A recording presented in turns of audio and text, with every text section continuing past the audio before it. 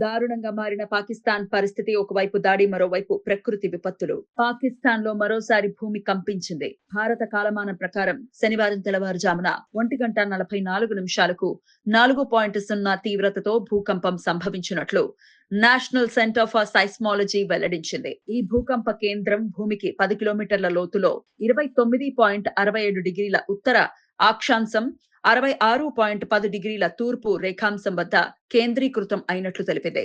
ఈ భూకంపం వల్ల ఆస్తి నష్టం లేదా ప్రాణ నష్టం జరిగినట్లు ఇంతవరకు సమాచారం అందలేదని అధికారులు పేర్కొన్నారు. ఇటీవల కాలంలో పాకిస్తాన్, ఆఫ్ఘనిస్తాన్ ప్రాంతాలలో భూకంపాలు తరచుగా సంభవిస్తున్నాయి. సోమవారం కూడా పాకిస్తాన్, ఆఫ్ఘనిస్తాన్ లోని కొన్ని ప్రాంతాలలో 4.2 తీవ్రతతో భూమి కంపించింది.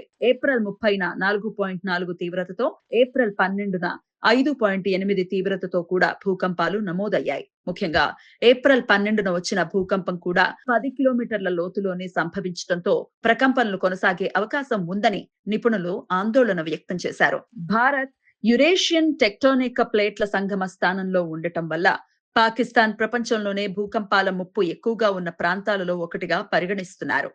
బలూచిస్తాన్, ఖైబర్ పఖ్తూన్ఖ్వా, గిల్గిత్ బల్టిస్తాన్, పంజాబ్, పాక్ ఆక్రమిత కాశ్మీర్ వంటి ప్రావిన్సీలు క్రియాశీల ఫాల్ట్ లైన్లకు సమీపంలో ఉండటంతో భూకంప ముప్పు ఇక్కడ ఎక్కువ అని శాస్త్రవేత్తలు చెప్తున్నారు. దారుణంగా పాకిస్తాన్ లో పరిస్థితులు. భారత్ పాకిస్తాన్ యుద్ధం జరిగితే పాకిస్తాన్ ఓటమి పాలు అవుతుందని, ప్రకృతి విపత్తులు కూడా సంభవించి యూరోపియన్ దేశాలకు నష్టం వాటిల్లుతుందని బాబా వంగా వెల్లడించారు. ప్రస్తుతం ఆ మాటలను నిజం చేస్తూ పాకిస్తాన్ లో పరిస్థితులు దారుణంగా మారుతున్నాయి. భూకంపాలు కూడా చోటు చేసుకోవటం అందుకు నిదర్శనంగా నిలుస్తుంది. ఇదిలా ఉంటే భారత్ పాకిస్తాన్ మధ్య చోటు చేసుకున్న ఉద్రిక్తతలు కొనసాగుతూనే ఉన్నాయి. జమ్మూ సమీపంలోని పాకిస్తాన్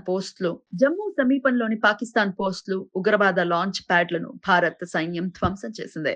ఈ ఉదయం అమృత్సర్ లోని ఖాసా కాంట్ మీదుగా ఎగురుతున్న డ్రోన్లను గుర్తించినట్లు అధికారులు వెల్లడించారు. అంతర్జాతీయ సరిహద్దు నియంత్రణ రేఖ వద్ద 26 ప్రదేశాలలో డ్రోన్ దాడులను భారత్ విజయవంతంగా తిప్పికొట్టింది. నిన్న రాత్రి పాకిస్తాన్ జమ్మూ సెక్టార్లోని బీఎస్ఎఫ్ పోస్టులపై పాక్ కాల్పులు జరిపిందని సరిహద్దు భద్రతా దళం తెలిపింది. ప్రస్తుతం ఇంకా ఇరు దేశాల మధ్య వార్ కొనసాగుతూనే ఉంది.